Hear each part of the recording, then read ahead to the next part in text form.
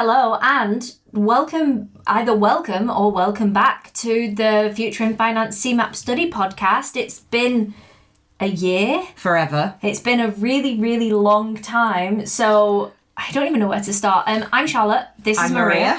All right, yeah, clearly we need to brush up on this.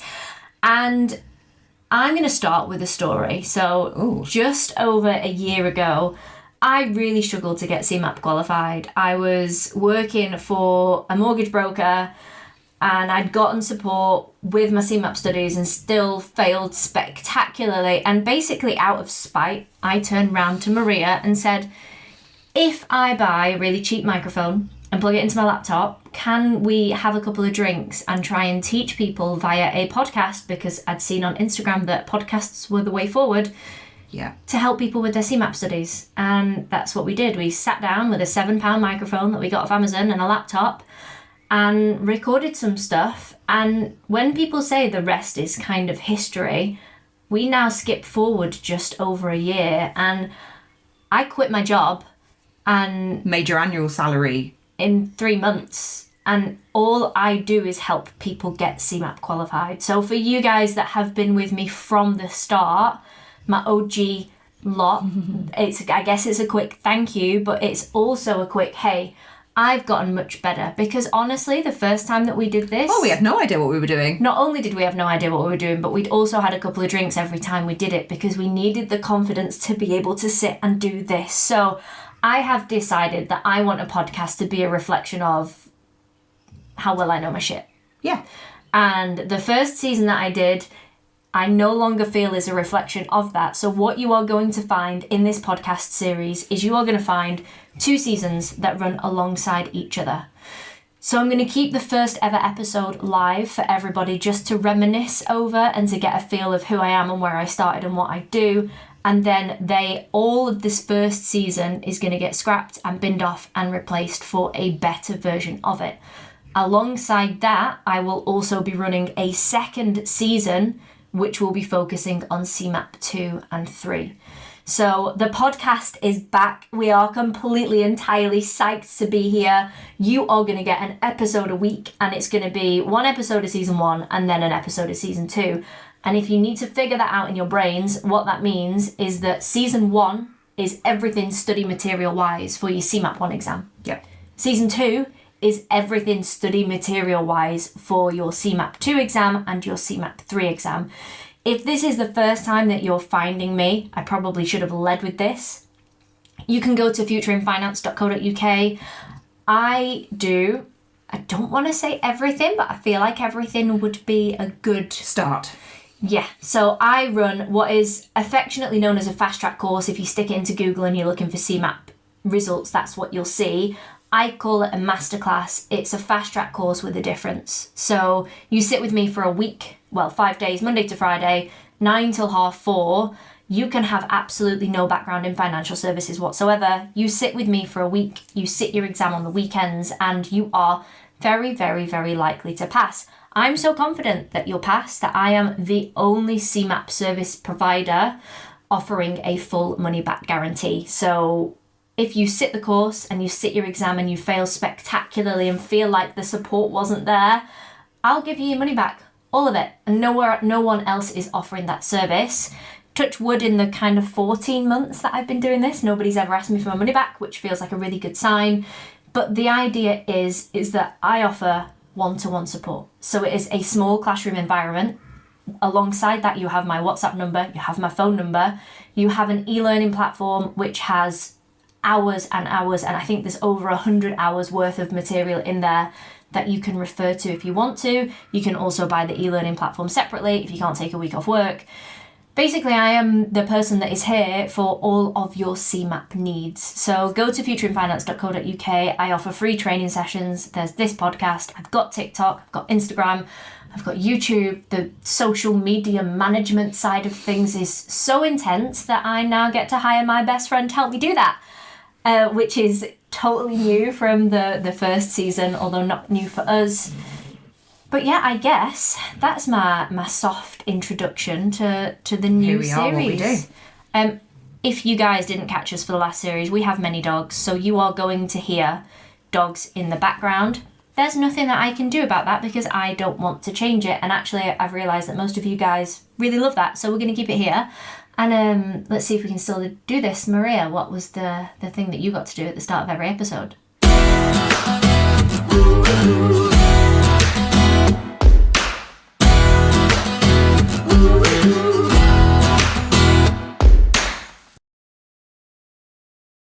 What are we even starting with? Okay, so this episode, or the way that this is going to work, is I'm going to take you through each chapter of your textbook. I should probably have led with, this is not a comprehensive study guide. This is something that you guys are going to get for free that you can download and refer to, and it should hopefully make things a little bit easier to retain. But again, you cannot expect to pass your CeMAP exam just listening to this free podcast. So please don't think that you get everything you need from this. But if you do, let us know, because that would be great. Oh yeah, leave it on a Google review. That would be awesome. So I'm going to cover in this episode CeMAP 1, Chapter 1 of your textbook. And we're going to try and piece together the more complicated bits. You'll probably be... You will probably be psyched to know that it is quite a gentle introduction. So the textbook starts... Wow. All right, Fagash Lil. Give me 1 second. The textbook starts by talking about what is money. Now, actually, we used to call Maria the money muggle because she was here to basically say, I don't know what that means, Charlotte, can you dumb it down? And I don't think your job role has changed that much. No, it really hasn't. I mean, let me be very clear, that's not a reflection on Charlotte's teaching, because I am solidly resisting the urge to sit the CeMAP exams myself, because then I'll have to kiss goodbye to the money muggle moniker, and I'm quite attached to that as my identity. But I'm basically here as the litmus test. I'm the person that's like, normal humans who haven't been doing it as long as you have do not know what that means. So this is why I sit here, because I don't know the CeMAP textbooks inside out. I am the average Joe coming in off the street who's sitting the exam for the first time and has no idea about finances, has no background in finances, and essentially I'm the person that you built the course for. Yep. People that are coming from, a background of raising a family or working in hospitality or literally any other industry outside of the financial services sector. That's to say, you do cater for people in the financial services sector, people who want to become mortgage brokers, etc., etc. But the course is specifically designed for money muggles to step through the virtual door on a Monday and by Friday be like, I can sit my exam on Saturday or Sunday and be qualified. That's the whole point. And if you don't believe me, please do check out my Google reviews, because I have police officers, biology teachers, I'm drawing a blank, Maria. House people. Yeah, house people. Literally people from all walks of life that just want to get into financial services have come through and passed on the Saturday or the Sunday after sitting a course. So it really does work, and it really is meant for you. And with that in mind, I'm going to say, Maria, what is money and why do we need it? Dollar bill, y'all. I'm so sorry. Basically, it's what we use for everything. Mm-hmm. Everything. Literally everything. Unless you offer a barter system, but most money is a barter system. It's saying this is this much for this much money. That's exactly what it is. So the textbook uses the phrase a medium of exchange. Mm-hmm. It literally just means what we use. I guess what you said about bartering is a really good example. The example that I've used before is if you were a chicken farmer and you wanted to buy a train, how many chickens would you need to buy a train? It means that there is a common deciding factor, isn't it? So like, if I'm going, well, that plant is worth this much, but how many microphones would I need to buy that plant, or vice versa? Mm-hmm. You've got this middle ground that you go, okay, we agree that this is the amount of the thing, and increase accordingly. Yeah, and the textbook talks about how to be classed as money, it needs to have a couple of different features, which feels wild to say. I'm not going to cover all of them. I'm going to cover a few of them, though, because people have said this has come up in their exams before. Yeah. First of all, money needs to be sufficient in quantity. Now, I would argue that that's probably not the case, given the fact that people are always skint. But the idea is there needs to be enough of it to go around. Yeah. It needs to be in, I think the phrase that they use is in a durable medium, so you can carry it round. durable. Yeah. So that's why they swapped from the linen ones to the plastic ones, didn't they? The notes. Because we can't carry gold blocks around because they don't give women pockets in jeans to be able to shove those gold blocks into, or unless you're Maria and you have pockets. No, I don't think I'd get a gold bullion in there. Like, that's a shallow pocket. Stradivarius do better. One thing that I've heard people talk about in the textbook, in the exam that they've sat, is talking about, is money free from the effect of inflation? Now, we're going to talk about inflation in the next episode, so I don't want anybody's head to fall off. But the answer to that question is no, because what you buy for £10 now will not buy you the same shit in 10 years' time. We use the Freddo example. Again, I'm not going to dig too deep into it because the next episode we're going to talk more about inflation. But think about when Freddos used to cost 10p and now they cost like 27p. It's because the price of stuff goes up over time. So money is not free from the effect of inflation. Actually, money is the biggest thing that is impacted with it. Yeah. And that's why when you start to get financially savvy and save and stuff, you don't want to just have your money sat in your bank account, because technically, as inflation goes up, your money is worth less. Goes down. But don't worry too much about that for now. What else does money need to be? There's a couple of different things, which I'm definitely missing off, but it's fine because this is not a comprehensive study guide. If it comes to me a little bit later in the episode, I'll throw it in there. Okay, so the next thing that the textbook talks about is something called intermediation, or an intermediary, and my head fell off when we spoke about that. So, Any guesses? Someone who's in the middle. Kind of, yeah. You're not far off. So that's a really good way of remembering it. So, okay, formulate your thoughts. So intermediation is the process of providing money to people who don't have it from somewhere who has too much of it. Like when your grandparents like give you cash. Yeah, exactly. Got it. But a financial intermediary is a business that gives you money because you don't have enough of it. So a bank, a mortgage lender, a building society, a credit card company, an insurance company. Okay. They all offer the same service. That's what a financial intermediary is. Okay. So if you hear the word intermediation, or if you read the word intermediation, it just means giving someone who has surplus cash, giving that cash to somebody else who needs it. And of course, they do it for a fee. That's why banks exist. That's how they make their money. So banks have fucking loads of money. And what they're going to do is they're going to lend it to you, Maria, for a house in exchange for an interest rate charge. And that's how they make their money. It feels like a con, but okay. It is a con, the whole system. But if you're going to be working with mortgages, you just need to lean into that con. Okay, cool. So become part of the con. Exactly. So that's what intermediation is, and a financial intermediary. Comfortable with both of those? Got it. Perfect. Now, the textbook talks about the 4 elements of intermediation. Ooh. It is not getting any sexier as we go through this. And I do want to talk about them. I do want to explain them much better than I did the first time we did this episode, where actually I explained one of them completely wrong. I just winged it. Winged it. And every so often somebody will message me and be like, hey, great podcast, but you don't know what the fuck you're talking about. And I'm like, that was an old podcast. Bear with.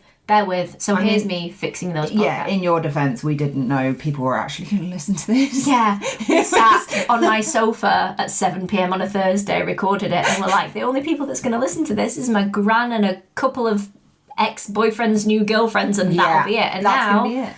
Here we are with all these listeners and all this money, and we don't know what to do with ourselves. So and now we need to correct things. Intermediation, we've got the 4 elements of intermediation are: 1, geographical location. So actually the question that we're asking ourselves here is, why do we have banks? That's what we're asking. Okay. There are 4 main reasons that we have banks. Okay. So that's what the 4 elements of intermediation are.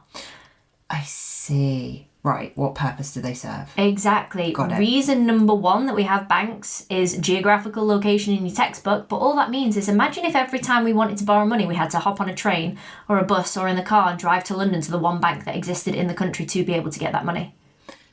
Okay. So we have banks spread all across the country. Think about how pissed your local Facebook group gets when they shut the local Barclays on the high street and everyone's like, oh, my nan's got to get 4 buses and a train and a tuk-tuk. Yeah, exactly. Now this, I'm pretty sure, was written before the birth of, the internet and telephone banking, but I need you to bear with me. So geographical location is important because people must be able to physically visit a bank. Not necessarily physically visit it, but have access to the services. Okay. Because they're closing branches, so we don't physically have access to But there are some services you have to do in branch, aren't there? Yeah, actually, that's a good point. You have to be physically present. Some things you just cannot do via your phone or internet. Which is why geographical location is important. Excellent. That's number one. Number two is something called maturity transformation. Have not experienced that. So, a top tip for your CeMAP studies is if you ever see something, which is going to happen very, very often, and you go, what the is that? Yeah. Break down the words. So, maturity transformation is what we're working with. Yeah. Maria, what is maturity? Oh, I'm sorely lacking in whatever it is. Growth. Yeah, or age. Would that be another way of looking at it? Yeah, age. When you think about somebody saying... A mature wine. Or cheese. Oh, I mean, I was thinking woman, but two types of people. So, yeah, a mature cheddar or a mature Bring me the wine and cheese, bring Charlotte the women. There we go. So age, and then transformation, we all kind of get change. Got it. Okay, so age change. That's what we're thinking of. So if you went to a bank tomorrow for a mortgage of, I don't know, £200,000. Yeah. Your biggest problem would be the length of time you have to pay that off. So if you take out a personal loan with a bank for a much lesser amount, they're going to offer it to you usually between 3 and 5 years. Yeah. Imagine having to pay £200,000 off over a 3 to 5 year period. I feel sweaty. Be well expensive. That's why maturity transformation is important. It goes, okay, how much debt does this customer want to take on? How long do they have to pay that off? So a general rule with mortgages is you would usually take out a 25-year mortgage term. I'm not going to dig into not if you're close to retirement age or anything like that, because we're going to do all of that. Standard. Yeah, and that's because you need to be able to afford to pay off that debt, and most people can't pay off £200,000 worth of debt in 3 to 5 years. Legally. But you can get a personal loan of maybe 3 to 5 grand and pay that off over 3 to 5 years. Okay. So maturity transformation is the concept of going into your bank and having a number of services available over different term lengths. Got it. Okay. So different shoes to fit different feet. Exactly. Different strokes for different folks. I love that phrase.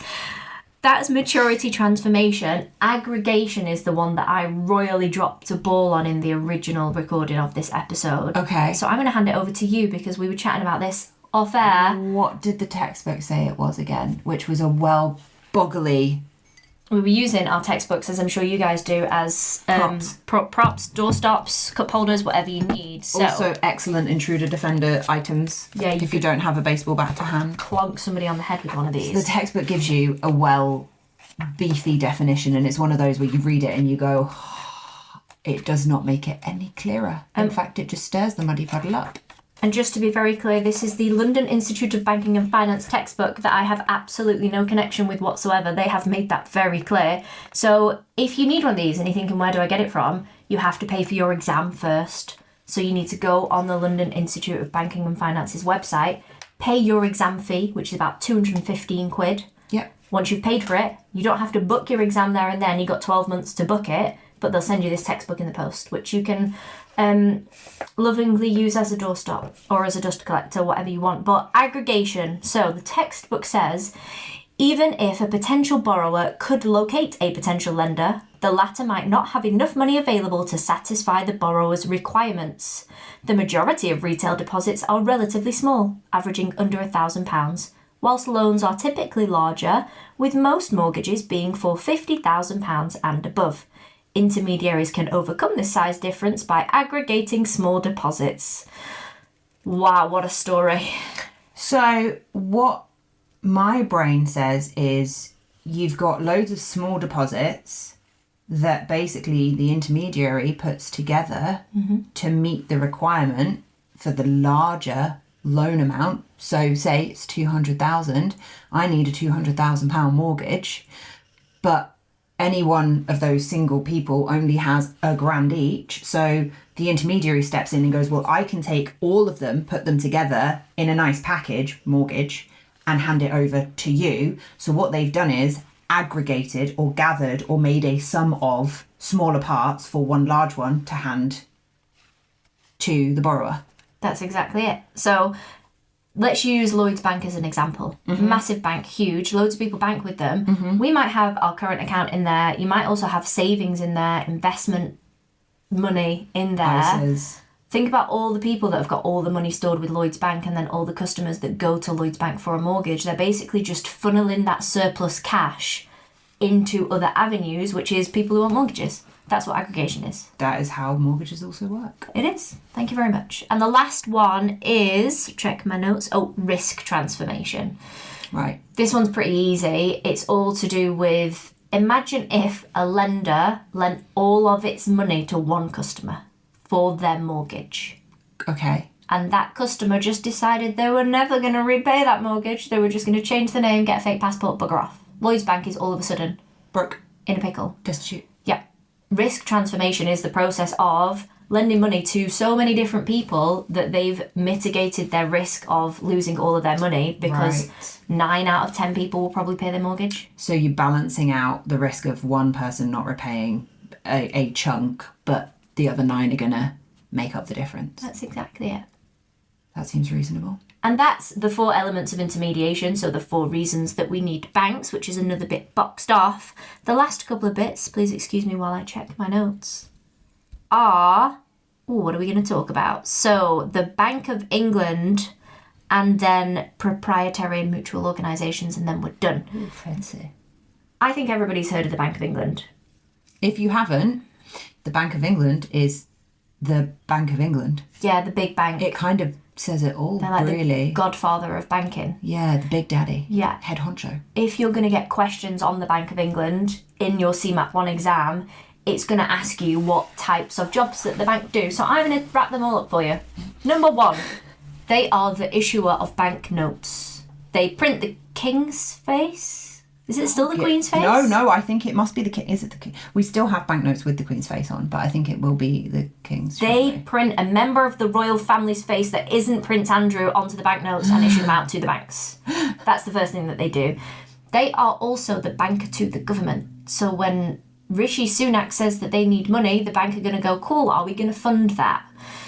They have a bit of a weird relationship because they can also give advice to the government. So also an absolutely enormous conflict of interests. yeah, do you remember when we Stunning. had Liz Truss for all of 72 hours as Prime Lettucey Minister? Truss. Yeah, and she did that mini budget and the whole world fell to shit because Oh, the one where she basically just put the budget in the shredder and danced in the remnants. Yeah, that one.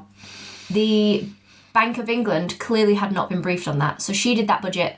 The bank panicked. Interest rates went up. That's why we're living with high interest rates. It's not the only reason, to be really clear, but it is one of the reasons. But Liz Truss gets to claim an enormous MP's pension for the rest of her natural born life for that 72 hours. I mean, it's fair enough. Is it? That was a joke, just for everybody. I mean... So within the Bank of England, there's a department called the Monetary Policy Committee, who I'm not going to dig into because we're going to do it in another episode. Yep. But basically, they meet 8 times a year and they set the inflation rate targets. That's what they do, whilst they're advising to the government. 8 times a year? 8 times a year. Is that it? Uh-huh. What else do? They are the banker to the banks, so they provide money to the banks as well. We will come on to talking about the difference between the bank rate, also known as the Bank of England base rate, and the interbank rate.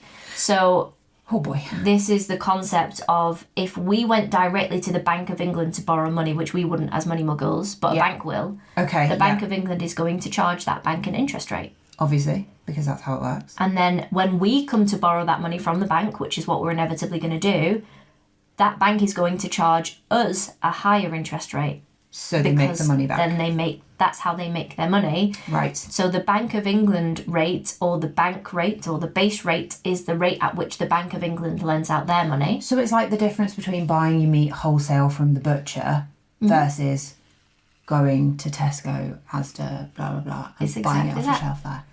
Yeah. And then the interbank rate is the rate at which the banks lend between each other, because they don't just lend out to the money muggles, they do lend out to each other as well. That's nice. But that was a complete segue, and actually we don't need to box that off in this topic, so we will loop back around to that. Yeah. Continued. And the last couple of things that the banks do is they manage our foreign currency and gold reserves, which was nice. news to me actually when I found that out. And also they bail out banks. Do you remember Northern Rock? If you guys are listening to this and you don't know who Northern Rock is, congratulations, you are youthful. If you do know who Northern Rock are, you are You need anti-wrinkle cream at night. Whoa there. No, let's face it, we should add it into our routine. Okay, fine. And the last thing that we're going to talk about for this episode is a proprietary organisation versus a mutual organisation. Again, the textbook does an absolutely beautiful job of overcomplicating it. Cool. A proprietary organisation is just a business that wants to make money. So, like any business. A bank, an insurance company, right, an investment company. Okay. A mutual organisation is a company that is run by members. So if you think about Lloyds Bank, they will have shareholders. Right. They will have the big bods in suits that go into the tall buildings in London, and they want to make money for their shareholders. Uh-huh. A mutual organisation is basically a building society, because instead of shareholders, they have members. Okay. And the idea is, let's not make our shareholders money like a proprietary organisation wants to do. Let's actually make this money for the benefit of our members, and it tends to get plugged back in. Okay. So building societies generally don't make as much money because they're putting money back into their services, whereas proprietary organisations want to make loads of money to pay their bank, their shareholders. So Wolf of Wall Street versus your local high street. Exactly Cool. that. So you see, like, the co-op is a building society, or it's called a cooperative bank, but the idea is they've got members. Yeah. Nationwide building society. They all work the same way. They are there for the benefit of its members. Now, building societies can convert into limited companies or banks if they want to. Right. The advantage is they're going to make more money. Yeah. But to be able to do that, they have to get authorization from their members to do it. Okay. And the process of switching from a building society to a bank is called demutualization. Right. And actually, we're not going to go any further for this episode. That's enough. I think that's enough. Okay. Our brains are full. I'm starting to get stressed. But as I mentioned, not a comprehensive study guide, but it is a pretty good overview of the first chapter of your CeMAP 1 textbook, which looks like this. If you're watching all of the reels that are going to get posted off the back of this footage, I appreciate most of you are just going to be listening to this. But thank you so much for tuning in. For you guys who are back from listening to the first lot and are excited about the second lot, you guys are my favourite people, and I'm going to get a little bit emotional for a second because you changed my life, and I'm really glad that I can be here to help. If this is the first time you're ever listening to my voice, get comfy because I've got a lot of voice to give. Also, you can find me on Instagram, which is @Future in Finance. It's @Future in Finance UK for TikTok. You can go to the website, which is futureinfinance.co.uk. Literally, my number is plastered all over the internet. How I don't get more prank calls, I'll never know. If you are struggling with your CeMAP studies and you need help or support or just somebody to reach out to and be like, Charlotte, I'm having a shit time, and I just, like, what can you do? The answer is I can do a lot. Huge amount. So please just send me a message. I have a whole community WhatsApp chat, which is amazing because there's over 200 people in that chat now that are all studying for their CeMAP exam, and they all share really useful bits that they found online. They ask me questions and I make videos about it or audio files about it to help you guys out. Like, the support that's out there is endless. You just need to come and find me and come and say hi. Because every time somebody new is like, I found your podcast and it really helped, it makes my day. So thank you so much for tuning in. You are going to catch these episodes probably every week, although we are now a 2-man band, we're not just a 1-man band. So there's never any guarantees, but I'll keep you posted on Instagram. So thank you so much for tuning in. It's been wonderful to be back. I feel a little bit less like we're learning the ropes again now, and we will catch you for the next one.